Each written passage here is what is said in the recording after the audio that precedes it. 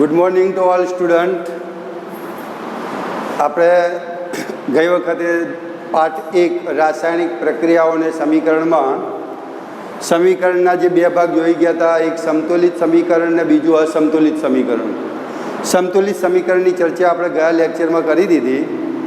આ લેક્ચરમાં આપણે અસમતુલિત સમીકરણની વિગતવાર માહિતી, એની વ્યાખ્યા, એના લગતા ઉદાહરણો જે બોર્ડ ઉપર મેં લખેલા છે એ બોર્ડ ઉપરના ઉદાહરણ દરેકે તમને હું શાંતિથી સમજાવું છું. સૌથી પહેલાં અસમતુલિત સમીકરણ કોને કહેવાય? તો બોર્ડ ઉપર મેં લખ્યું છે કે જે રાસાયણિક સમીકરણમાં બંને તરફ દરેક તત્વના સંખ્યા જો સમાન ન હોય તો તેવા સમીકરણને આપણે કયું સમીકરણ કહીએ છીએ? અસમતુલિત. સમતુલિત એટલે બંને બાજુ તત્વની સંખ્યા સરખી હોય. અસંતુલિત એટલે બંને બાજુ તત્વની સંખ્યા સરખી ન હોય, એને આપણે શું કહીએ છીએ? અસંતુલિત સમીકરણ. ઉદાહરણ તરીકે નંબર 1 જુઓ છો તમે કે મેગ્નેશિયમની પટ્ટી છે, એને હવામાં સળગાવીએ એટલે O2 સાથે સંયોજાય, બંને વચ્ચેની પ્રક્રિયાથી મેગ્નેશિયમ ઓક્સાઇડ બને.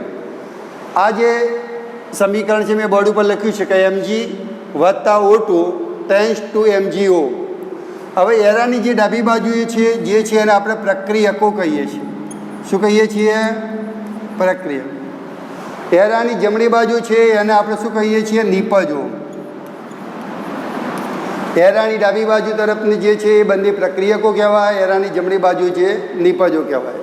ડાબી બાજુ અને જમણી બાજુ બંને બાજુ તત્વના પરમાણુની સંખ્યા સરખી નથી. અહીં તમે જુઓ છો કે ડાબી બાજુ ઓક્સિજન કેટલા છે? 2. જમણી બાજુ ઓક્સિજન કેટલા છે? 1.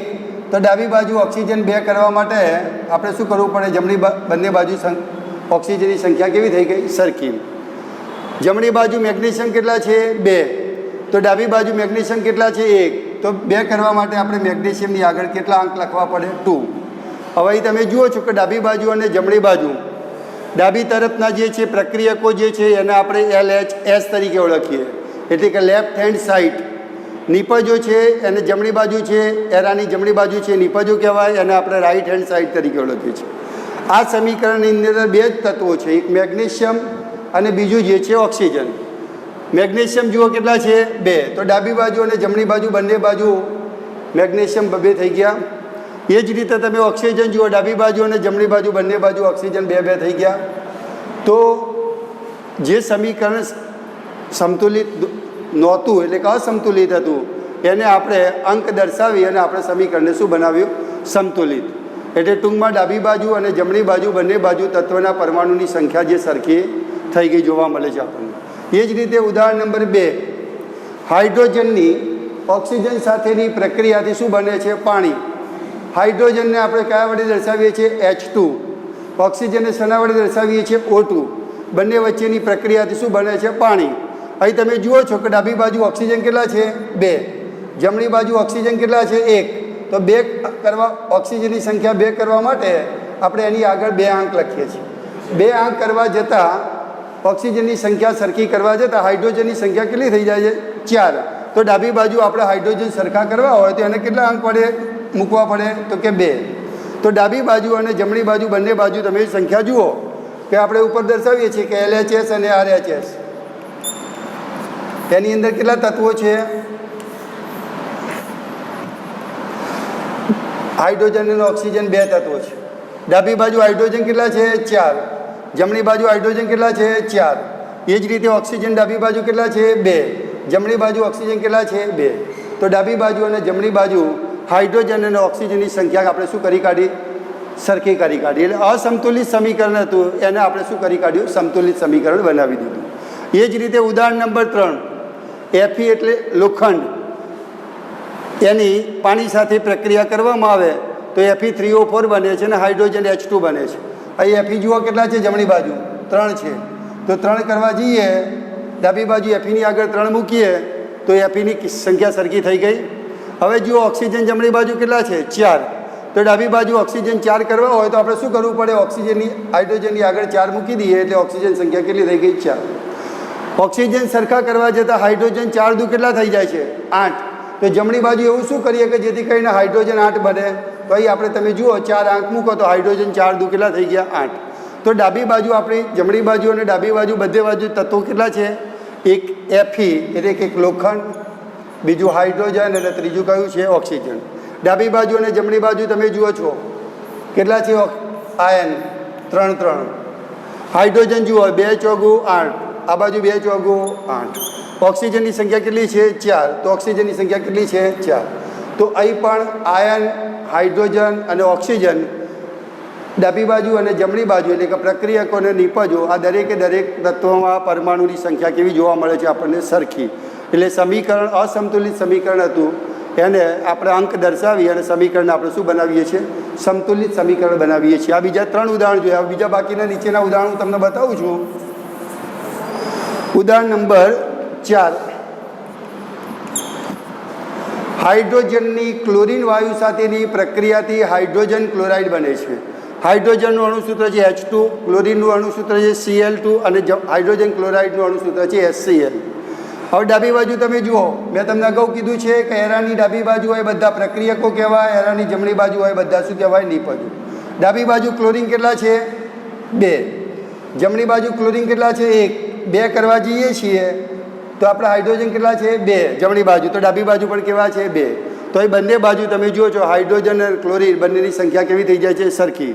હાઇડ્રોજન 2, જમણી બાજુ હાઇડ્રોજન 2, ક્લોરીન 2, જમણી બાજુ ક્લોરીન 2. તો અસંતુલિત સમીકરણને આપણે સંતુલિત સમીકરણ બનાવી શકીએ છીએ. એ જ રીતે નાઇટ્રોજનની હાઇડ્રોજન વાયુ સાથેની પ્રક્રિયાથી શું બને છે? એમોનિયા. નાઇટ્રોજન એટલે N2, હાઇડ્રોજન એટલે H2, એમોનિયા એટલે NH3. એરાની ડાબી બાજુ મેં તમને અગાઉ કીધું એ પ્રમાણે પ્રક્રિયકો કહેવાય, એરાની જમણી બાજુ શું કહેવાય? નિપજો. ડાબી બાજુ તમે જુઓ છો નાઇટ્રોજન કેટલા છે? 2. જમણી બાજુ નાઇટ્રોજન કેટલા છે? 1. અહીં 2 આંક લખવાથી નાઇટ્રોજનની સંખ્યા કેવી થઈ જાય છે? સરખી. નાઇટ્રોજન સરખા થાય છે પણ જોડે જોડે હાઇડ્રોજન બદલાઈ જાય છે. હાઇડ્રોજન 3 દુ કેટલા થઈ જાય? 6. તો ડાબી બાજુ શું કરીએ તો હાઇડ્રોજન 6 થાય? તો કે હાઇડ્રોજનની આગળ 3 અંક મૂકવાથી ડાબી બાજુ અને જમણી બાજુ બંને બાજુ સંખ્યા કેવી થઈ જાય છે? સરખી. તો આપણે જોઈ ચૂક્યા કે LHS અને RHS કેટલા તત્વો છે? નાઇટ્રોજન અને એક બીજું હાઇડ્રોજન. નાઇટ્રોજન કેટલા છે? બંને બાજુ 2. હાઇડ્રોજન બંને બાજુ કેટલા છે? 6. તો અહીં LHS અને RHS બંને બાજુ દરેકે દરેક બાજુ તત્વના પરમાણુની સંખ્યા સમાન થઈ જાય કરીએ છીએ અસંતુલિત સમીકરણ, તો એને આપણે શું કરી બન્યું? સંતુલિત સમીકરણ બનાવી દીધું. એ જ રીતે ઉદાહરણ નંબર 6. ઝીંક એટલે Zn, હાઇડ્રોજન ક્લોરાઇડ એટલે HCl. ઝીંક ધાતુની હાઇડ્રોજન ક્લોરાઇડ સાથે પ્રક્રિયાથી ઝીંક ક્લોરાઇડ બને છે અને હાઇડ્રોજન વાયુ ઉત્પન્ન થાય છે. અહીં ડાબી બાજુ જમણી બાજુ તમે જુઓ ક્લોરીન કેટલા છે? 2. ડાબી બાજુ ક્લોરીન કેટલા છે? 1. તો ક્લોરીન 2 કરવા જઈએ છીએ તો હાઇડ્રોજન કેટલા થાય છે? 2. તો ડાબી બાજુ અને જમણી બાજુ બંને બાજુ તમે જુઓ છો ઝીંક, જમણી બાજુ પણ ઝીંક 1 છે, ક્લોરીન 2 છે, તો ક્લોરીન પણ 2 છે, હાઇડ્રોજન 2 છે, તો આ બાજુ પણ હાઇડ્રોજન 2 છે. તો અસંતુલિત સમીકરણ હતું, એના અંક દર્શાવીને આપણે સમીકરણને શું બનાવીએ છીએ?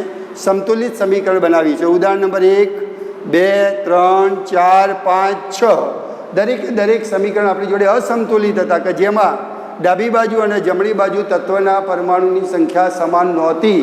એવા સમીકરણને આપણે અંક દર્શાવીને સમીકરણને શું બનાવીએ છીએ? સંતુલિત.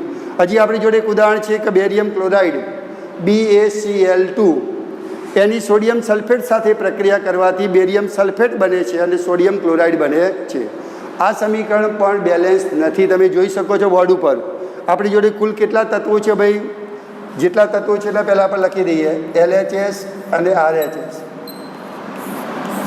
તત્વો કેટલા તત્વો છે? બેરિયમ, ક્લોરીન, સોડિયમ, ઓક્સિજન અને સલ્ફર. હવે જુઓ જમણી બાજુ ક્લોરીન કેટલા છે? 2. ડાબી બાજુ ક્લોરીન કેટલા છે? 2. તો જમણી બાજુ 2 ક્લોરીન કરી દઈએ. 2 ક્લોરીન કરીએ એટલે સોડિયમ પણ 2 થઈ ગયા. જો ડાબી બાજુ સોડિયમ 2, જમણી બાજુ સોડિયમ 2, ક્લોરીન 2 તો chlorine 2, barium 1, barium 1, sulphur 1, sulphur 1, oxygen 4 તો ઓક્સિજન 4. તો ડાબી બાજુ અને જમણી બાજુ એક જ અંક લખવાથી બંને બાજુ 5 તત્વોના પરમાણુની સંખ્યા કેવી થઈ જાય છે? સરખી. જુઓ બેરિયમ 1, બેરિયમ 1, ક્લોરીન કેટલા છે? 2, ક્લોરીન 2, સોડિયમ કેટલા છે? 2, સલ્ફર કેટલા છે? 1, ઓક્સિજન કેટલા છે? 4. તો અહીં ડાબી બાજુ અને જમણી બાજુ અંક ની સંખ્યા લખવાથી ડાબી બાજુ અને જમણી બાજુ બંને બાજુ તત્વના પરમાણુની સંખ્યા સરખી થઈ જાય છે.